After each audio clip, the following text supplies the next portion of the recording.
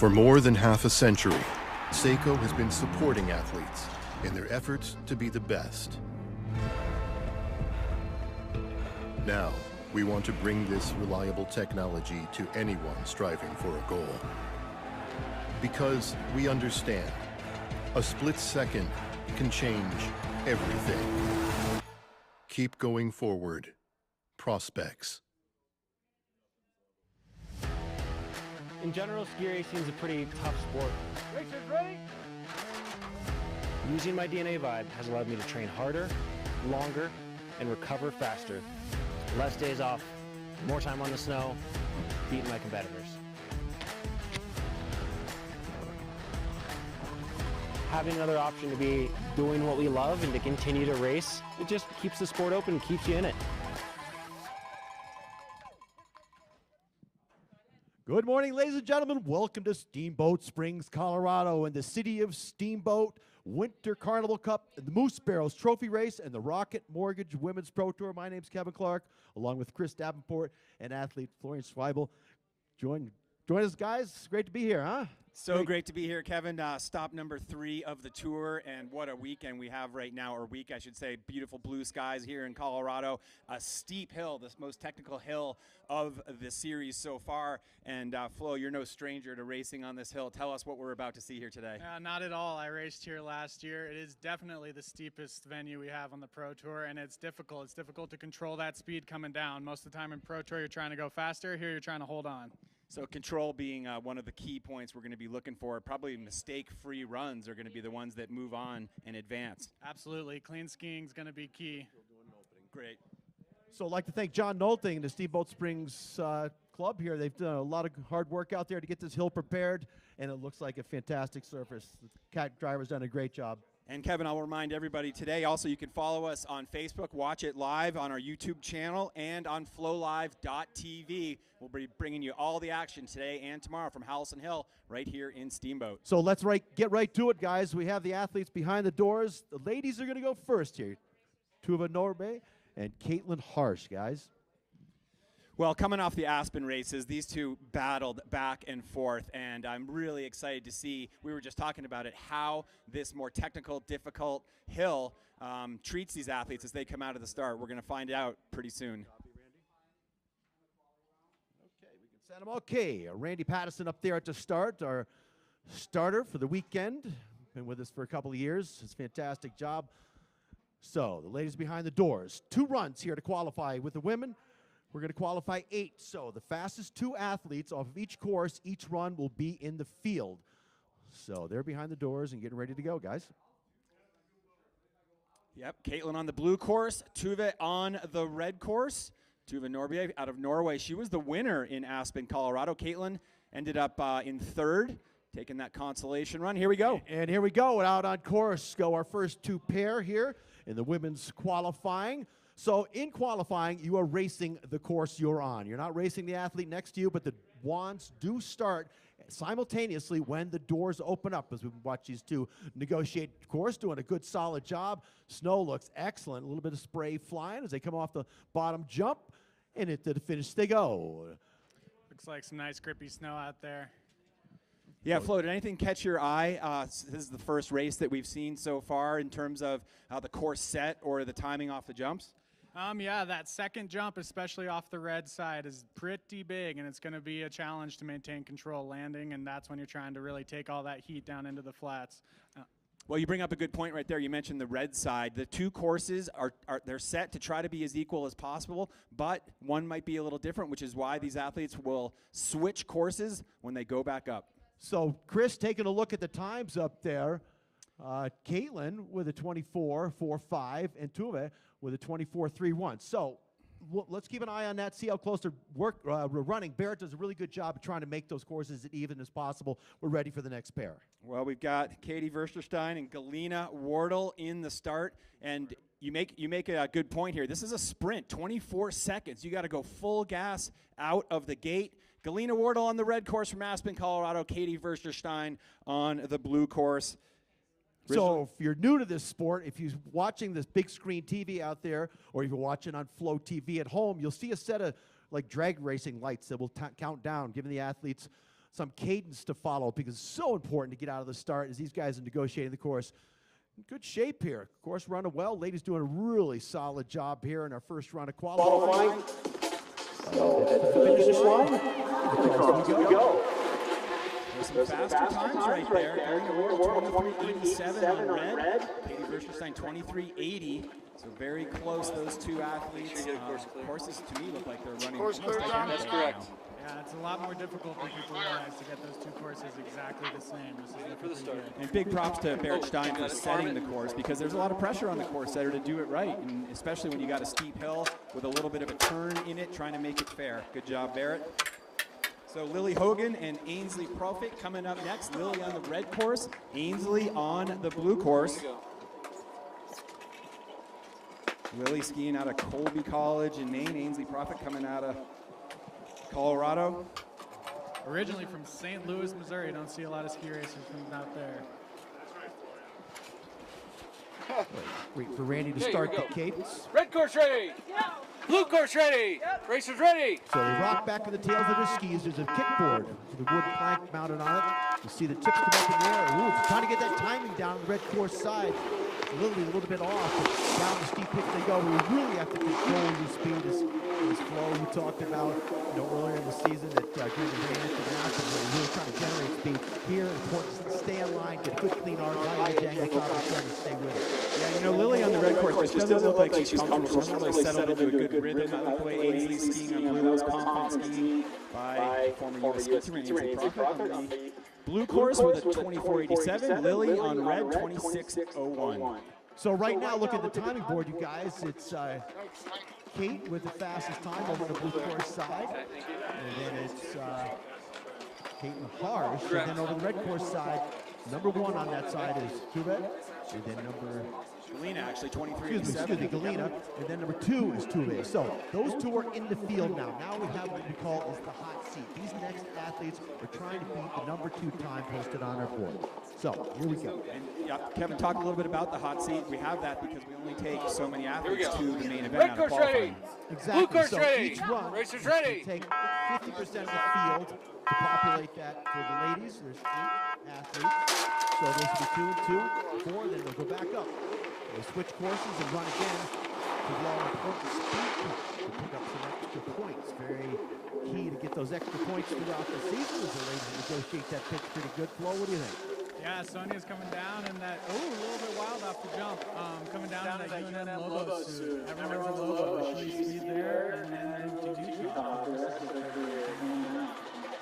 Sonia 24.45 on the red course. Kaya 24.21. The second fastest time on the blue course. So that puts her in a hot seat, and that knocked out, hard for me to see from here, Chris, if you can put an eyeball on that. So that's the time to beat now. We just saw 24.31 on red and 24.21 on on blue. We have Zoe, we have a sole racer here. Our final athlete of the first run of qualifying here today at the Steamboat Springs Winter Carnival Cup, presented by Tough Shed. Just waiting for that athlete. Pulled out. No, Zoe. Okay. Word coming down from the start and from timing that Zoe is not there. And so now we'll. All right, we're going to take a quick break here on the course as we get our female athletes back up to the start for the second run of qualifying. We'll be right back. Local legend Billy Kidd coming up. Often credited with being America's first world-class male alpine ski racer, Steamboat's Billy Kidd has long served as an iconic ambassador, not only for his adopted resort and home, but also for the sport that he so clearly loves. Kidd quickly made a name for himself, and at the age of 18, he earned an 8th place slalom result and a 15th place giant slalom finish at the 1962 World Championships in Chamonix, France. However, success soon turned to disappointment the following winter as Kidd endured a season that was hampered by injuries. Undeterred, he entered the 1964 campaign with high hopes and gritty determination. His resolve would pay huge dividends at the 1964 Winter Olympics in Innsbruck, Austria, becoming the first American male skier to win an Olympic alpine skiing medal with a silver in slalom, while his good friend Jimmy Huga captured the bronze. Both Kidd and Huga were just 20 years old at the time. In addition to his slalom heroics, Kidd also finished 7th in the giant slalom and 18th in the downhill in Innsbruck. Finishing all 3 races kept him eligible for the combined, earning him the 5th bronze medal. Although combined was not an Olympic event at the time, it was a World Championships medal event. In his final World Cup season of 1966, Kidd won a trio of important races in Europe and was actually outpacing France's legendary Jean-Claude Killy when he suffered the first of 2 major injuries that almost ended his career, an ankle sprain in January, which required a tendon operation. Later the same year, he broke his right tibia in 2 places during downhill training at the 1966 World Championships in Portillo, Chile. His first World Cup victory would come the following winter with a 1968 Roach Cup slalom win in Aspen, while he would pick up his second World Cup win the next season, again in slalom, this time in Squaw Valley, California. Kidd won the gold medal in combined and the bronze in slalom at the 1970 World Championships in Val Gardena, Italy, becoming the first American skier to win a World Championships title. Following the race, he explained to the media that he had always promised my mom that I would bring home a gold medal. Following the closing ceremonies of the Val Gardena Championships, Kidd retired from the U.S. ski team and the World Cup Tour, immediately joining the new pro circuit started by his former U.S. ski team and University of Colorado coach, Bob Beatty. Still on a roll, he won the Pro Championships that same year, becoming the only racer to hold world titles in the 2 circuits at the same time. However, nagging injuries would lead to few starts during the 1972 season, and he retired from the pro circuit that fall. Kidd moved to Steamboat Springs in 1970 and has been strongly identified with the Steamboat Ski and Resort Corporation, where he serves as director of skiing. The winter of 2017 will mark his 47th year on the job. While Billy Kidd is most certainly an ambassador for Steamboat Springs, he is also a premier spokesperson for the American West in the sport of skiing.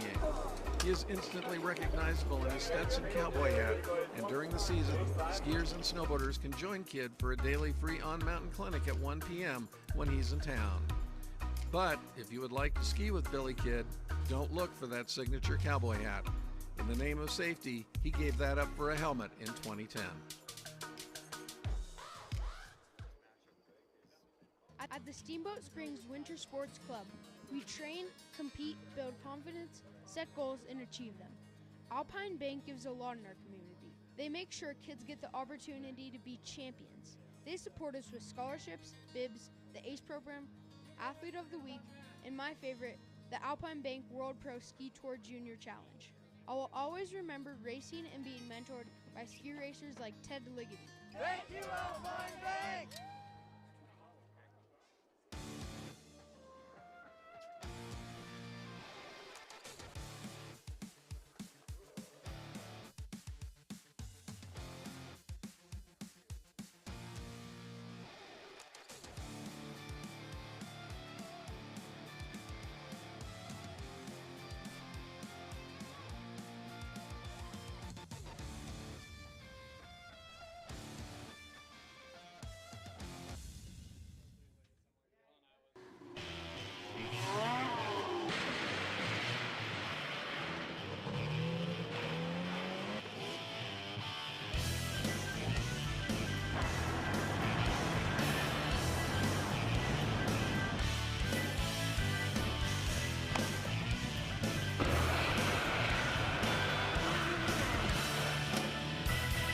For the best deal on the best shed or garage, visit toughshed.com.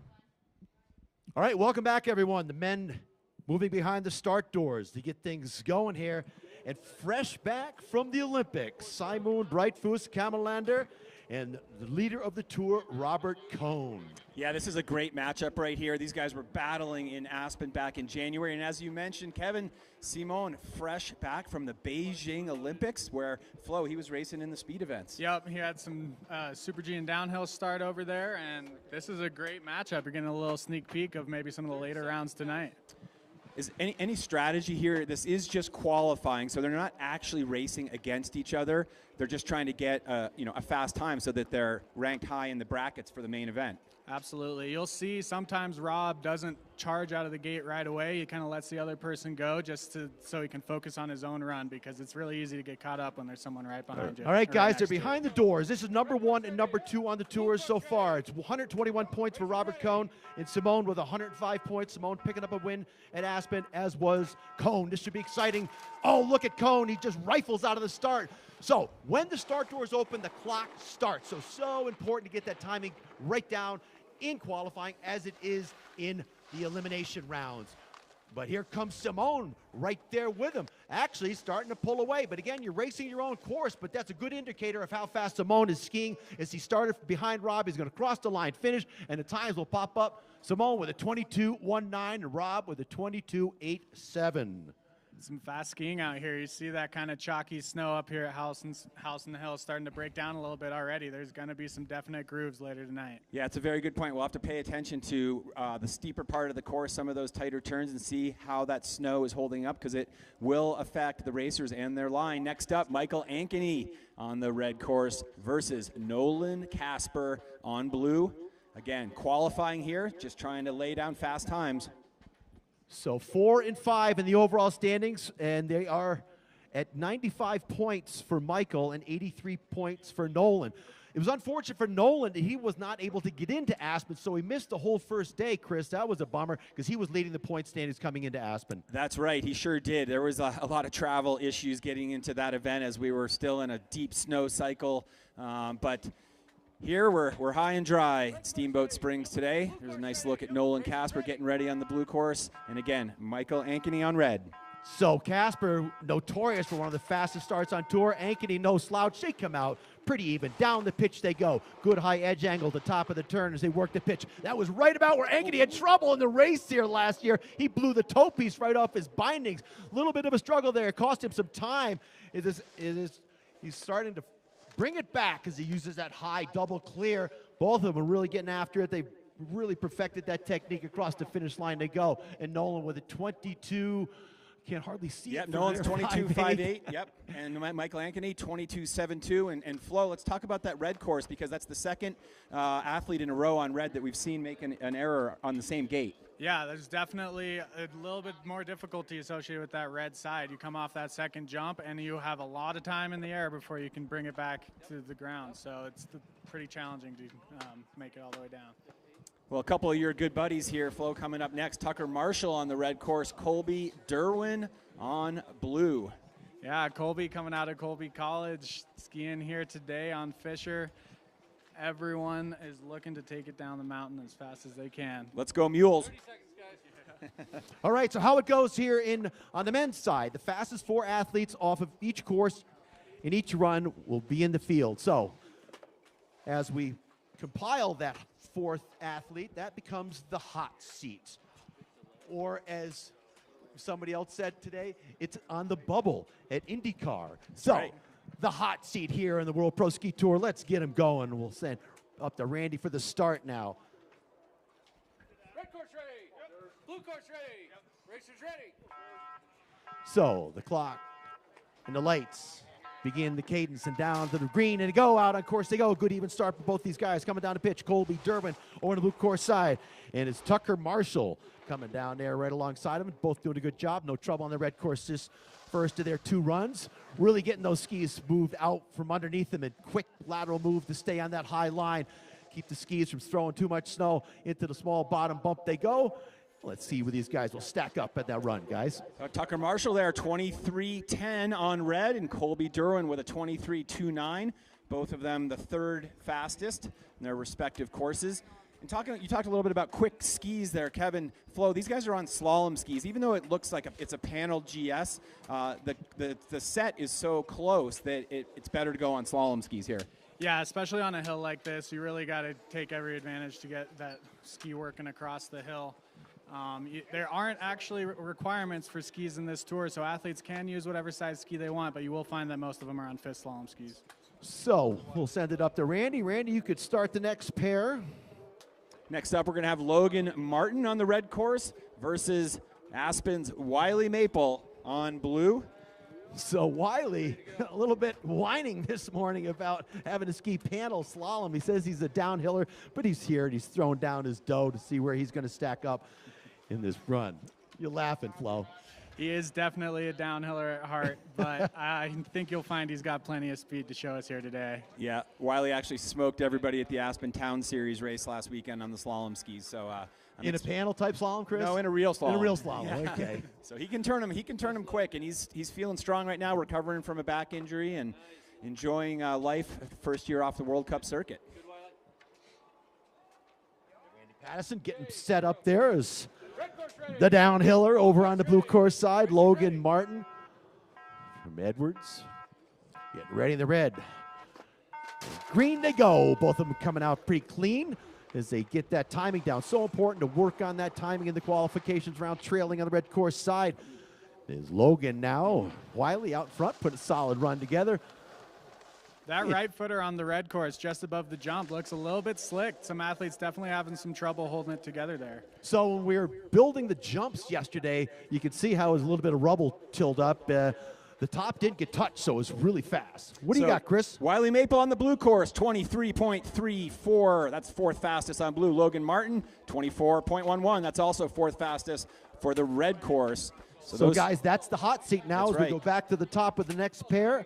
That is the time you need to beat to make it into the field on the first run.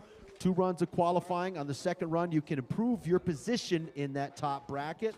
But the guys in the bottom bracket will be relegated to running that second run to try to determine their starting position. So how it works, the fastest guy goes into the number 1 spot in the ladder, and the second goes down to that bottom, and then the second 2 guys go in the middle, and then we build out that ladder that just seems to work every time you get to the finals and those fastest guys meet each other. Next Amazing. up, we got Adam Blaze out of Maine on the blue course.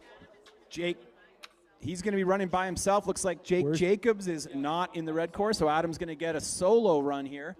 What happened to Jake? Flo, I don't know. You tell me. Is it easier to have a qualifying run, a clean qualifying run without someone right beside you? You know, it depends on the athlete. I personally prefer to ski on my own, but some people it's really motivating to have someone right next to you. So it might work for him. We'll find out. That's a good point. Yeah, like someone pushing you. You can sense them. You can feel them right there. So Adam Blaze out of the great state of Maine. He loves to send it, and he's going to do that today here at Howelson Hill. There go the lights. Yeah, Adam, mostly a town series kind of race guy. He said, but he's going to get out here and throw down and try to get in the field as he works his way down the pitch on a solo run, missing Jake Jacobs. I don't know what happened to Jake here. Adam going for the aggressive double cross block technique. Go. I like it. I love the aggression coming down the pitch. Yeah, I Needs to like be a that little too. a little more dynamic, a little static on the skis, but he was saying to me this morning, he says, this is a pretty steep pitch. This is not what I've been skiing in my beer leagues at home. But he's there doing a solid job. All right, Adam Blaze, 27.12 across on the blue course. Interestingly enough, in the past, I've seen most athletes use the double cross block technique when it's more flat, and when it's steeper, kind of resorting to a more traditional technique. Yeah, generally you need that room off the gate to get that edge angle when it's steep, but you'll see tall guys like Ankeny who can pull that off almost anywhere. Yeah, that's a really good point. Tanner Perkins now on blue. Addison Dvoracek on the red course. So hot seat on the red course side is Logan, correct? Yeah, that's correct, 24.11. And the hot seat on the blue course right now, 23.34, Wiley Maple. Watch for Addison to lay down a smoke and run here. He's a very naturally talented skier. I'm excited to see what he can do on this hill. All right, the cadence starts for the next 2 pair. Tanner Perkins, Addison Dvoracek. Here we go. So, time to beat over on the red course side. Logan Martin's 24.11, and the time to beat for for Tanner is a 23.34. Held by Wiley here. So touching down way out in front, really letting him run on that blue course side is Tanner Perkins. Putting a solid run together. You see some of these guys who are new to the Pro Tour struggling with those horse gates. That's something that's unique to the Pro Tour and is very important to figure that out. And then you'll see vets like Nolan who could just have it down, and that's a huge advantage. So right now we had Tanner Perkins, 22.98. Great run there. He goes into third fastest so far on the blue course. Addison with a 23.95. And that puts him in the hot seat, fourth fastest on the red course. Who's in the hot seat now, Chris? So we got Colby Derwin on blue in the hot seat and Addison Dvorak in the fourth position on the red course. Coming up next, Ben Andrews on blue and Cam Smith on red. I think Cam Smith's got some fast skis. I hope he does. He should have a few to choose from. That's right. Red course ready. Blue course ready. Racers ready. Here we go, the cadence for these athletes to the first round of qualifying here at beautiful Steamboat Springs with a classic Steamboat Bluebird day. This track is perfect for pro ski racing. What do you think, Flo? You want to be out there, don't you? Oh, I wish I could be. It's beautiful. Oh, we got a little bit of action up there, them coming close together. Wow, but they're holding on. Yeah, beautiful day, great snow conditions. It's going to be a great race. Yeah, mistake there by Ben on the blue course. So that'll cost him some time. Cam Smith comes across on red with a 23.48. That's the fourth fastest on the red course. Ben Andrews, 24.84, sixth fastest on blue. So the hot seat remains the same. Colby Derwin on blue is in the hot seat in fourth. Cam Smith on the red course, 23.48.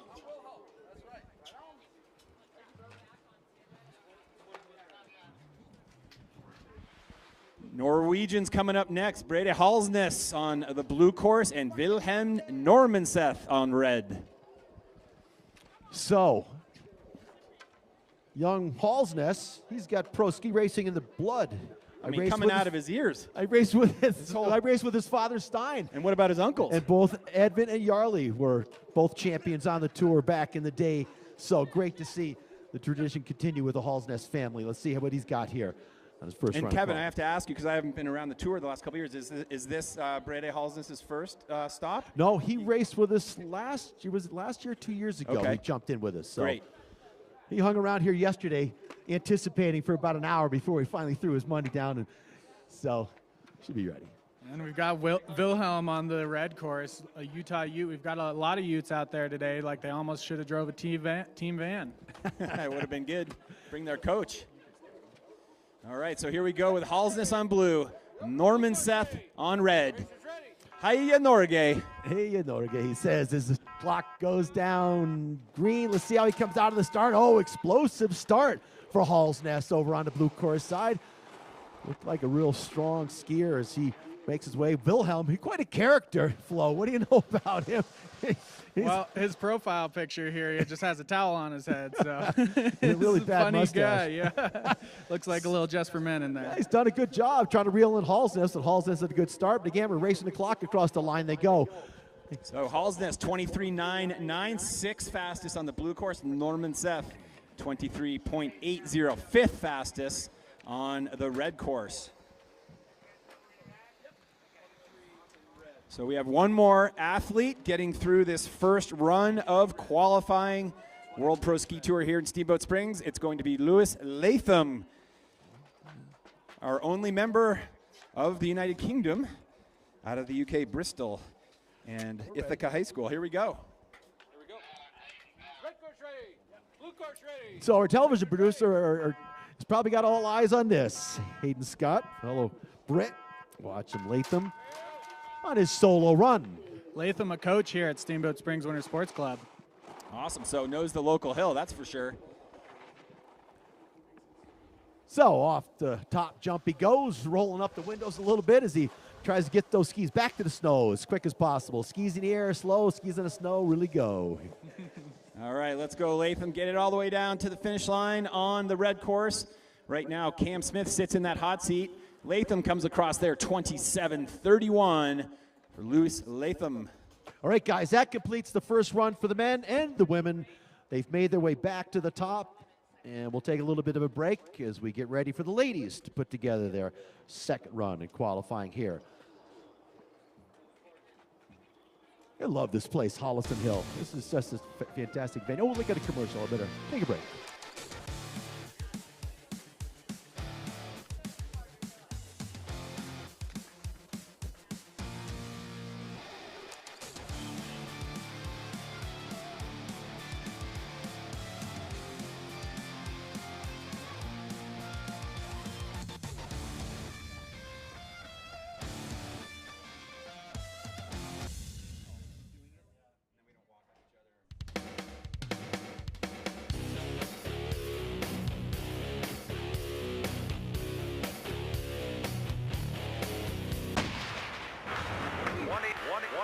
Buy Tough. Call for the store. The store is you. Tough. Buy Tough.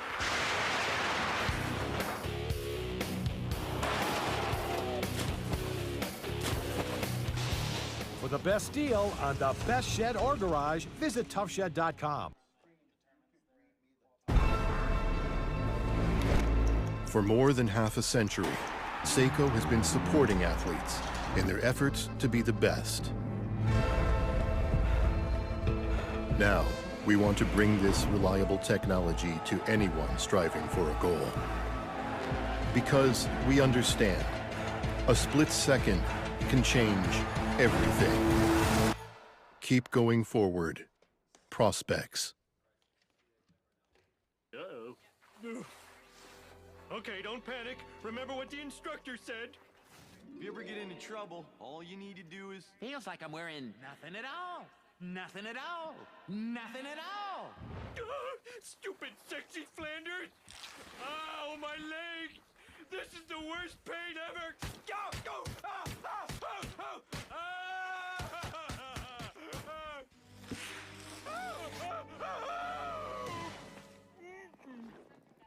Single.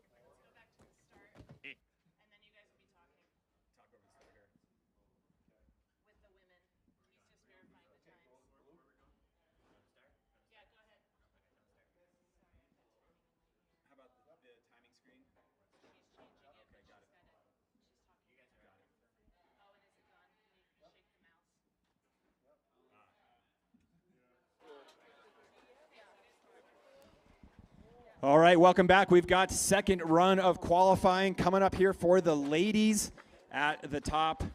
We should have Caitlin Harsh and Tuva Norbier.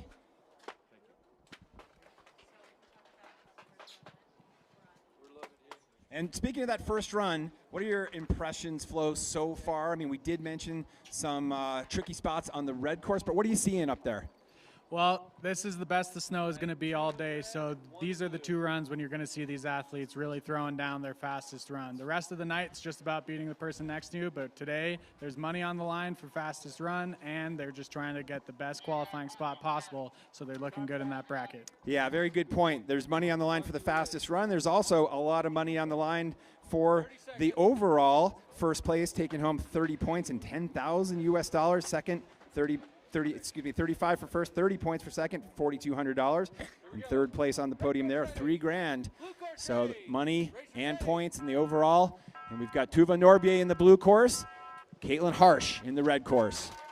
All right, here we go. Out on course they go. Tuva was second quick on the red course in the first run. And they drop down to pitch. Let's get an eyeball on how this, now we got some comparison, Chris, once we get some times in here to see if how the courses are running. Yep. Yeah, we sure do. That 24 was the fastest times for the ladies in run one. See how they come across the finish line here. Tuva looking like she's having a pretty good run, clean down that pitch. So a little bit slower there. Blue course 24.54, and red course was 25.36. And next up, we're going to have Galina Wardle on blue.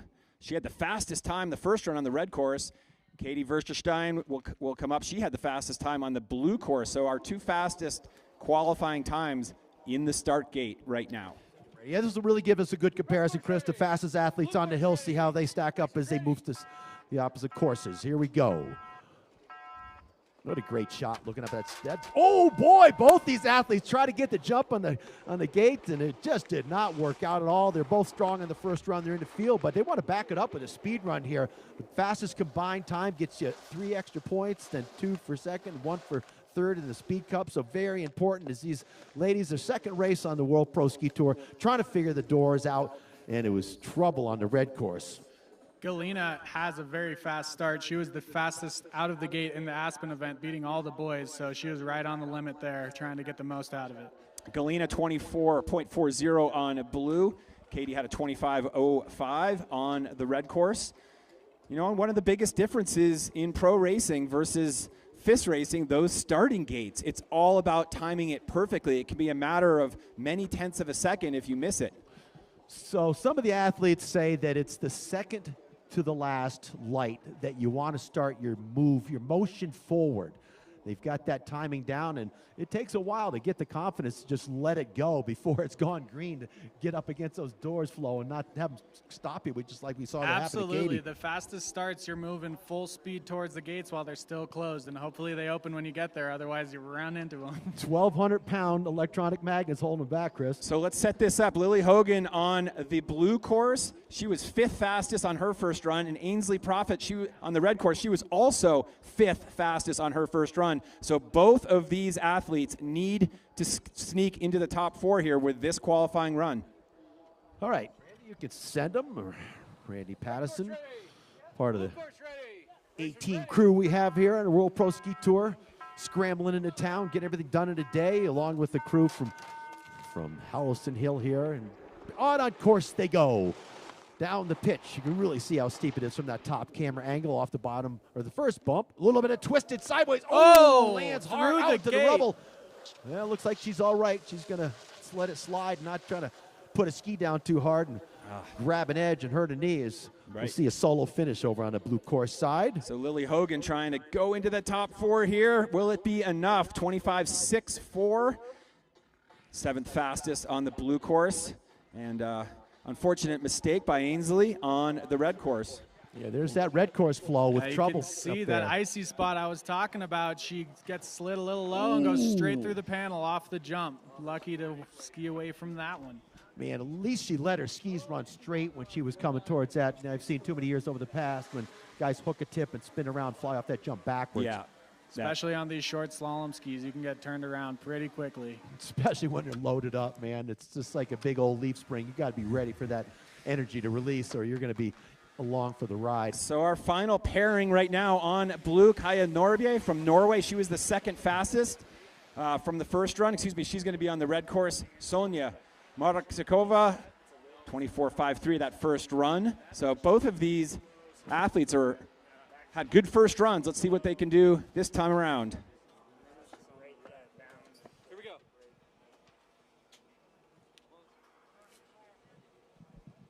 Correct. These athletes up in the start have to give their confirmation that they're ready to roll, and then the lights start.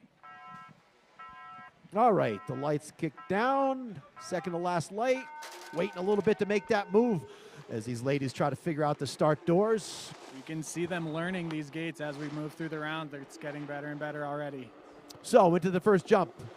Blue course with the edge. Again, racing the clock. Not the athlete, but the clock does start when those doors open up. So important to have that timing down, as we talk about over and over again. Without it, you're just going to get left behind, giving up valuable time right from the start. Done a good job trying to close in. Chris, what do we got for times? Yeah, that was Sonia Marksikova coming across on the blue course there, 24.36. And Kaja on red there, 24.48. So great looking skiing up on the hill. And we'll bring you the qualifying results here in just a moment.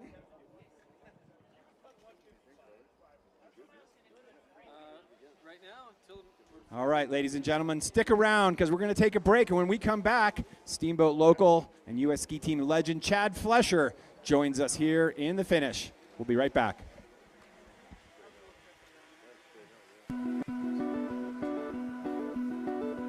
When talk around the fire turns to the traditional hotbeds of alpine ski racing, chances are good that Columbus, Nebraska will not make the top 5.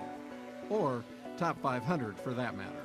Childhood dreams in Columbus involve linebackers, not downhillers. Fortunately for the U.S. ski team, Chad Fleischer escaped the grasp of Cornhusker Nation, making his way to Vail, Colorado to begin a ski racing career that would include numerous World Cup, World Championship, and Olympic appearances. When I first saw Chad, he was a train wreck. I mean, he just had no fear whatsoever. He went absolutely to the limit every single time. It wasn't pretty to watch, but there was no lack of speed. You know, he was a great athlete, obviously, and he had just tremendous motivation and passion to reach a goal, and that was to be a great ski racer. And he was an amazing athlete as a youngster and caught the eye of the coaches of the U.S. ski team and made his way to the team as just a super powerful downhill racer. As a junior racer with Ski Club Vail in the mid-'80s, the young Fleischer quickly discovered that he had both a penchant and a passion for going fast, winning the U.S. Junior Downhill title in 1990. I can't tell you how proud I was when Chad won the U.S. Nationals. It's just hard to describe because being in the United States, that's all we think about, that or the Olympics. But this just blew me away that my son was the U.S. national champion. And it was really the turning point for Chad. It's when he realized that, hey, I can do this. A 10-year veteran of the U.S. ski team, Fleischer captured a pair of U.S. national downhill titles in 1996 and 1999, while also being named to the 1994 and 1998 Olympic teams. A 5-time World Championship team member, his top performance came on home turf during the 1999 Worlds, finishing 6th in Super G on Beaver Creek's Birds of Prey course, just 28/100ths of a second away from the gold. He also claimed a runner-up downhill showing at the World Cup Finals that same season. The thing that always struck me about Chad is you could tell from the very first time you met him that he wanted to be great, and he had the mind and the soul of a downhiller. He wanted to go fast, he wanted to take risks, he wanted to go for it every time he got in the starting gate. While Fleischer's titles and results, not to mention his leopard-spotted hair and helmet, were enough to make him a crowd favorite, it was his daredevil racing style that made the international skiing community stand up and take notice.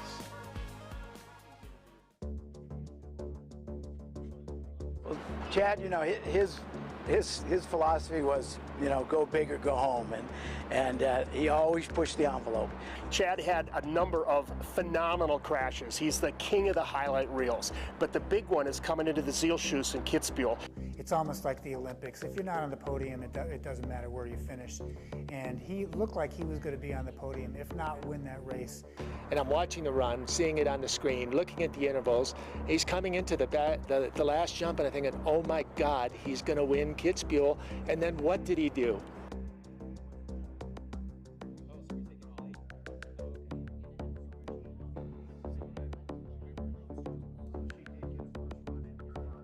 He gets kind of in the air and lands. You know, his skis flew off and delaminated. He's in his boots, in his bindings, and the skis have broken off. He walked across the finish line and bowed to the crowd. I just had to laugh. I just didn't know where that came from. Yeah, still today in Kitzbühel, many years later, Chad's crash is kind of legendary, and that's saying something in Kitzbühel. Fleischer retired from competition in 2003 following a series of knee surgeries. However, with such a strong connection to skiing, he continued to travel the World Cup circuit, serving as co-host and analyst for ski racing coverage on Versus and Universal Sports. Fleischer, his wife Renee, and sons Jonah and Talon now call Steamboat Springs home, owning and operating Fleischer Sports, a high-end ski and sports retail shop. Chad has also dedicated countless hours to supporting disadvantaged young athletes through organizations like the Steamboat Springs Winter Sports Club, Ski Club Vail, and the Chad Fleischer Ski and Tea Foundation. I think that says a lot about Chad post-ski racing as well, is that the credit that he earned while he was in ski racing, he's maintained that since then as really a great ski shop operator and a great ambassador of skiing and things like the Ski Classic or in television. He's exceptional.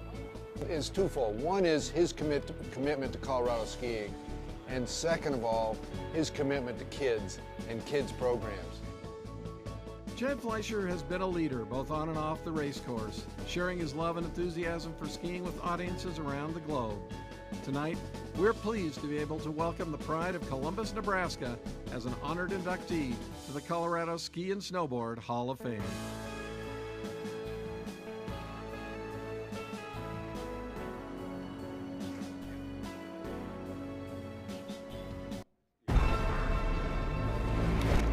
For more than half a century, Seiko has been supporting athletes in their efforts to be the best. Now, we want to bring this reliable technology to anyone striving for a goal. Because we understand, a split second can change everything. Keep going forward. Prospects. At the Steamboat Springs Winter Sports Club, we train, compete, build confidence, set goals, and achieve them. Alpine Bank gives a lot in our community. They make sure kids get the opportunity to be champions. They support us with scholarships, bibs, the ACE program, Athlete of the Week, and my favorite, the Alpine Bank World Pro Ski Tour Junior Challenge. I will always remember racing and being mentored by ski racers like Ted Ligety. Thank you, Alpine Bank! In general, ski racing is a pretty tough sport. Racers ready? Using my DNA vibe has allowed me to train harder, longer, and recover faster. Less days off, more time on the snow, beating my competitors. Having another option to be doing what we love and to continue to race, it just keeps the sport open and keeps you in it. To the top with the men, but let's recap, Chris, on the ladies' qualification rounds. Great skiing up there by the ladies. I mean, they handled this technical steep course without problems. Some fast skiing there by Galina Wardle, Tuva Norbier. Katie Versterstein was great. Kaya Norbier was great. What are your thoughts, Flo, on that first run of first qualifying runs for the women? You can definitely see it's a little bit technical, a little difficult. We had one good crash. Looks like Ainsley is all right.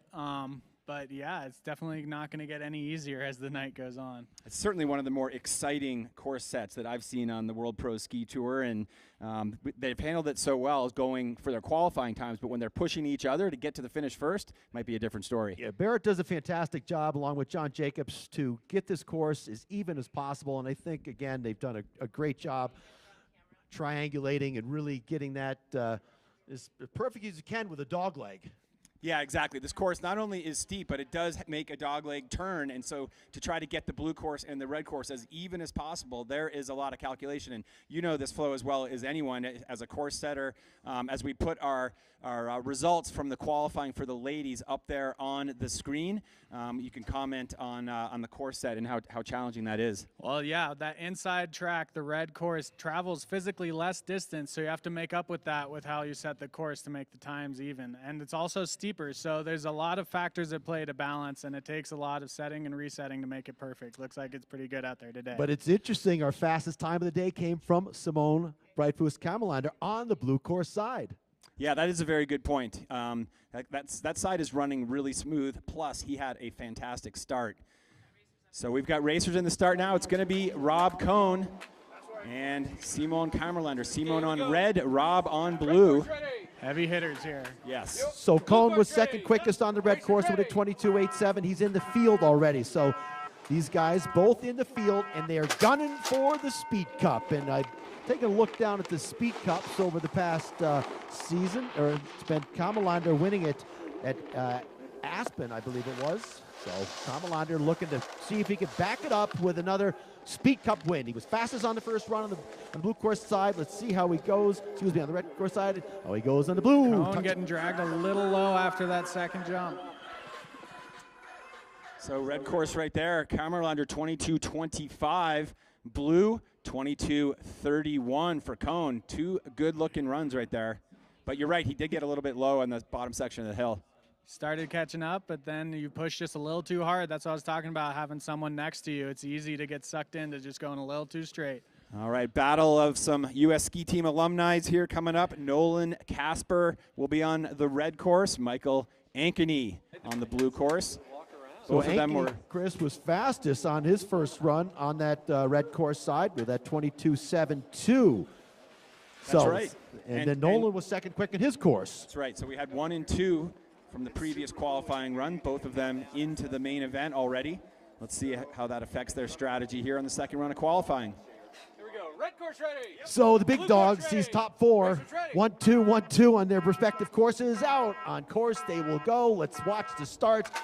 Out on the track, down the steep pitch they go, controlling the speed, getting that high edge angle early, letting the ski just bite and clean, smooth turns into the first. Oh, trouble on the red course side. Gate looks like it's going to be an issue. These guys need to make that adjustment. Yeah, you're absolutely right. Nolan on that red course going out. Ankeny continuing, getting his time on the blue. Taking it easy because he already has that spot through to the final. You're right. He does. 22:35 will be Michael's time on the blue course. We'll get a little replay here on the big screen. Nolan throwing a little twister off the spread eagle off the bottom bump. There we go with that replay. Nolan never has been accused of not having fun. Yeah, that's a good point. Yeah, it just looks like he lost that outside ski, got inside a little bit. The combination of the two he was smart enough to throw him sideways before he flew off that chop jump flow. Yeah, absolutely. That takes a lot of self-control to not fly off that thing because it's going to hurt if you don't go off it the way you want to. Our next athlete's Tucker Marshall on the blue course, Colby Derwin on red. Colby skiing for New Zealand. All right, out on track they go. Tuck gets a good start out on the blue course side. Let's take a look at his first run time of 23:29. He was third quick, so solid skiing for Marshall on his first run. What's he got for the second run here? So Colby Derwin and Tuck. Yeah, Colby definitely needs to step it up on the gas on the red course here. He was only 6th fastest on his previous qualifying run. Here comes Marshall. He'll be quick across the finish line there on blue, 23:00. Colby's going to have a 24.08 on the red course. So consistent skiing by Marshall with a 23.19 and 23.00. No. Beautiful shots of the flags of various countries flying in the finish line as we head back up with Logan Martin on the blue course versus Wiley Maple. Again, second round of qualifying here at the World Pro Ski Tour Winter Carnival Cup presented by Tough Shed here at Howelson Hill. Logan Martin, a Plymouth State graduate. Yep, that was my high school stomping grounds there in New Hampshire. Both of these guys sat on the hot seat for a little bit in their first round. Let's see how things go for them here in the second run. The World Pro Ski Tour presented by Rocket Mortgage. And if you're in the base here, stop by and see our friends from Seiko. In our elimination rounds, we have Seiko fastest to the first gate as these guys negotiate the top of the course, touching down even through the midsection of the course. Good clean turns out in the red, starting to edge away is Wiley. Wiley negotiated that icy gate up there pretty well. Definitely has some experience skiing on ice. Being an Easterner. Yeah, my Logan, kids complain when it gets soft. It's soft. I don't like it. Bring back the gray ice. Martin 10th fastest there, 24.02. Wiley Maple on red with the 6th fastest time, 23.92 on the red course. And we'll go back with should be just Adam Blaise on his own up there. Adam Blaise, excuse me. I don't know what happened to Jake. Too tough break for him. He pulled out of Aspen too, so that's solo run. Yeah, Jake normally a fixture here on the Pro Tour. So Adam with a 27.12. Over on that red course side. Let's see how he negotiates. Red course ready. Blue course ready. Racers ready. So we've got a cameraman dug a little platform right there between the two courses as you see him when the athletes go by. Pretty sketchy spot up there. I don't know. I'd like to get your thoughts on the double cross block up high on this course. I could see it maybe at the bottom. What are your thoughts about up high? Yeah, like I was saying, sometimes when it's this steep, you need that little bit of space away from the gate so you can build up those angles. You can see he's chucking them sideways a little bit to keep it in course. So down here making it work though. And across the line he will go.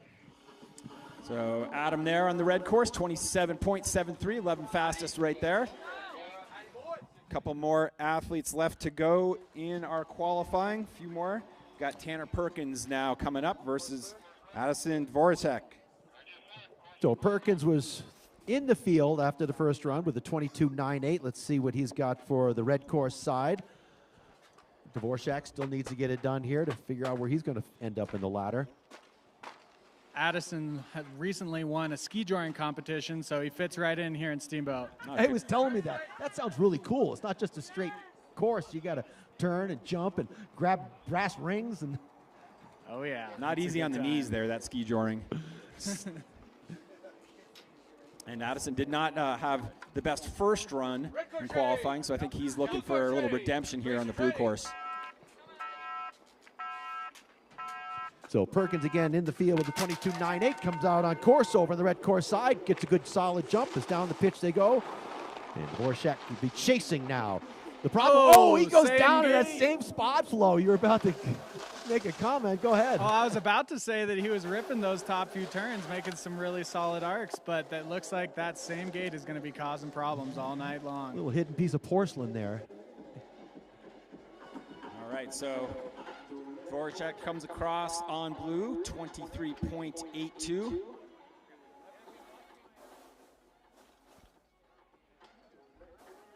What was this time again, We got Chris? a little replay there. It was 23.82. 23.82. Addison on the blue course.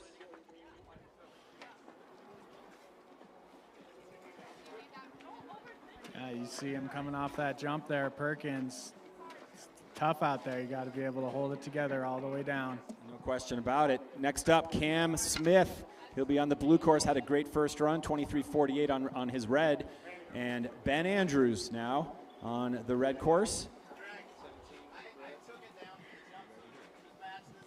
Ben grew up in Flagstaff, Arizona, skiing up at Snowball, moved up to Vail.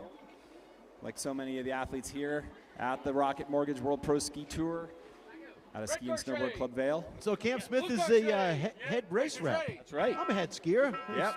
That's why I was saying earlier, he's probably got some fast skis. He's got the pick of the litter. So out on track to go. Cam with a good strong start on the blue course side after his first run with a 23.48. Let's see how quick he can go on the blue side. Yeah, good skiing by Cam Smith on the blue course right there. Great observation. Let those skis run to the finish. Oh, a little wide, though. Both of the athletes making some errors. Yeah, struggling there to get that pressure at the top of the turn on the red course side. Across the line goes Cam.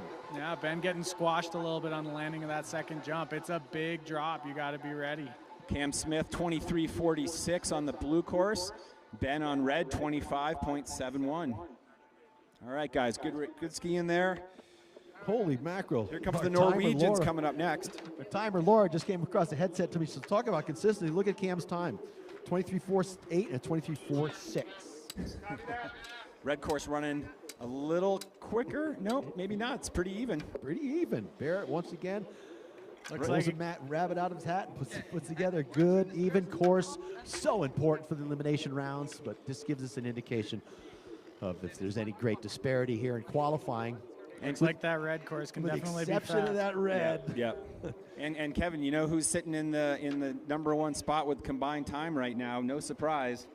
Simon Britfus Kammerlander. Man, so he told me he destroyed both of his skis at the Olympics from burning the bases. Yes. Not even halfway down the course, the bases shrunk. When he got done, he was grabbing on the inside of the turning edge. It was just amazing. He said, I'd throw both away. They were junk. Yeah, it's that too bad. dry man-made snow just chews skis up, especially if they don't have a ton of wax in them. Red course ready. Yep. Blue course ready. Yep. Racers ready. So here we go.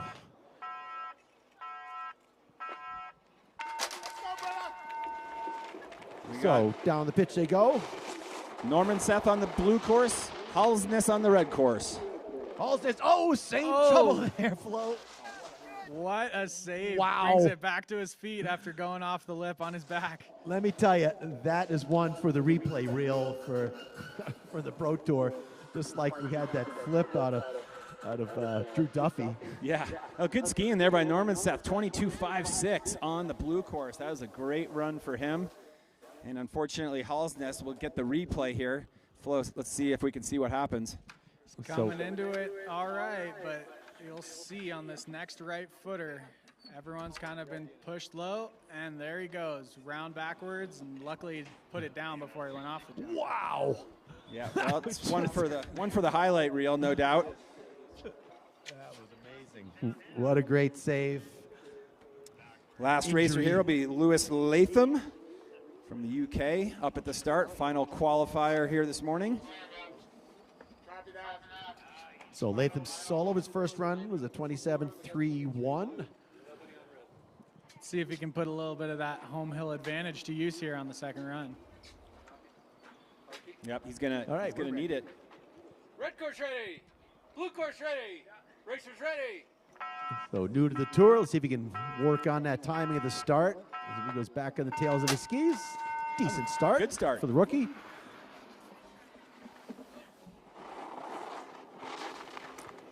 So the Brit making his way down the pitch on the blue course side, our last athlete. We'll be back out on the hill here tonight at 6 o'clock for the elimination rounds. Should be super exciting, as it always is in pro ski racing, no matter what the hill, when we start racing head-to-head. So into the bottom. Oh, trouble. This is the gate there. Just getting a little low off that last bump and going wide is Latham, so that'll be a DQ on that particular run. So that will wrap up qualifying for the men and the women. Kamalander fast again. Seems to really like this hill out here in Steamboat. Yeah, and fresh off the Olympics too, probably doesn't hurt. So Kammerlander had the fastest combined times, followed by Michael Ankeny and Tucker Marshall. Great skiing there this morning. I wasn't sure exactly how that course was going to run, but aside from the one gate right footer on the red course, everything else seemed pretty smooth. Yeah, absolutely. And I'm going to keep my eye on Ankeny tonight because he's definitely going to be looking for redemption after last year's equipment failure. Very good point. Little redemption. Okay, we're going to throw the commercial. We'll be back with results after that.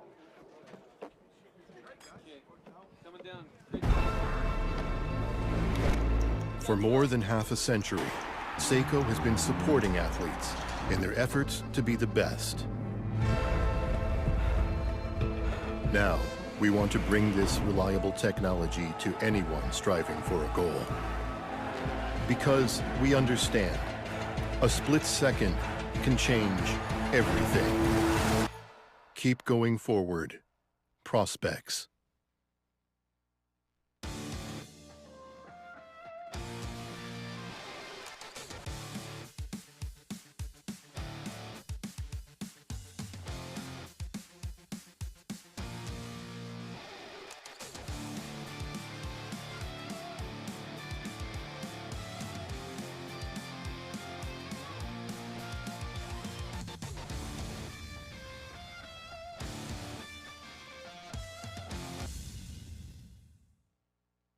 Tough Shed, a million uses. One of them tough enough to protect whatever's valuable to you.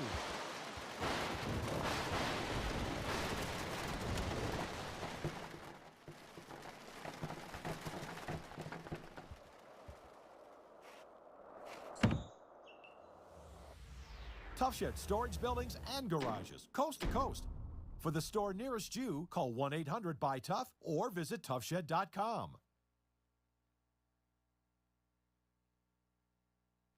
At the Steamboat Springs Winter Sports Club, we train, compete, build confidence, set goals, and achieve them. Alpine Bank gives a lot in our community. They make sure kids get the opportunity to be champions. They support us with scholarships, bibs, the ACE program, Athlete of the Week, and my favorite, the Alpine Bank World Pro Ski Tour Junior Challenge. I will always remember racing and being mentored by ski racers like Ted Ligety. Thank you, Alpine Bank!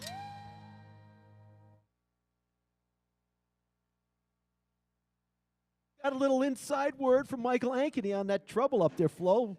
You give me the racer's perspective. Yeah, according to the racers, it's not so much that it's icy as a terrain feature. There's a little bit of a roll there. It makes it really easy to boot out, and then the whole rest of that section is fall away to the right side. So it makes it just really difficult to hold it together, especially on a key turn where the trail turns as well. And for the main event tonight, something that all these athletes are going to have to pay attention to. They're obviously already talking about it as we look at the results from men's qualifying up there on the big screen. We can see Kammerlander with two leading runs down in the 22s. Only a few athletes got into the 22s on this course here today. But, Kevin, we'll be back for the main event tonight, 6 p.m. I can't wait. This is going to be awesome. It's going to be incredible, and this is going to be an opportunity to see those top two guys, Cone and Kammerlander, battle for that #1 spot. Ankeny's right there with him as is Kammerlander. Derwin, and Marshall, your top 4 on each of those courses here on that first run. So 6 o'clock, let's thank some of our sponsors, of course, Rocket Mortgage, America's largest mortgage lender. They are our presenting sponsor. And, of course, Hal, our good buddy from Tough Shed. He's always here with us, rooting on the athletes. And then DNA Vibe. That's super cool. A lot of these athletes have one of those DNA Vibe. Do you have one, Flo? You know, I do. I've used it before, and I definitely find it to be helpful for recovery. Well, that's super cool. Then, of course, Seiko Pro Specs. The Seiko guys are out at the base of the finish here, and they've got all those watches on display and some cool stuff. So our friends from Seiko, welcome to them. We'll have our Seiko fastest to the gate. That will be the quickest guy to that first gate.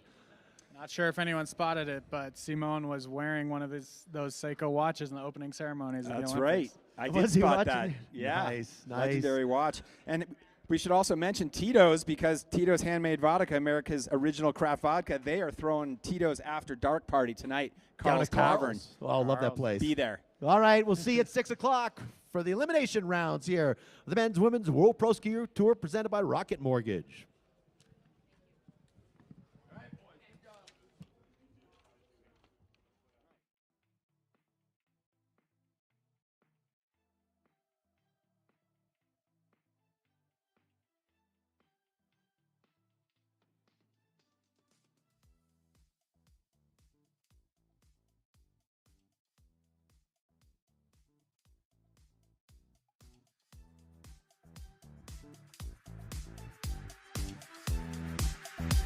Thank you.